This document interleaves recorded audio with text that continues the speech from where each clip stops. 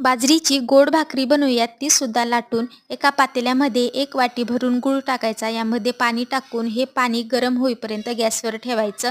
एका भांड्यामध्ये 2 वाटी बाजरीचं पीठ टाकायचं, अर्धी वाटी गव्हाचं पीठ टाकायचं, पाव वाटी हरभऱ्या डाळीचं पीठ टाकायचं, पाव चमचा मीठ टाकायचं, कुटलेली इलायची टाकायची.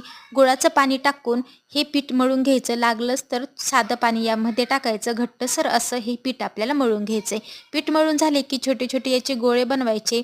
पोळी पाटावरती याची भाकरी आपल्याला लाटून घ्यायची आहे.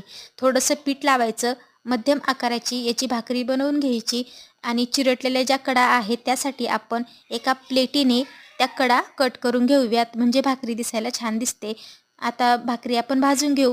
तव्यावरती अर्धा चमचा तूप टाकायचं. मध्यम आचेवर दोन्ही बाजूने ही भाकरी भाजून घ्यायची. छान असं तूप टाकून ही भाकरी खायला खूप छान लागते. Like, share, subscribe. थँक्यू.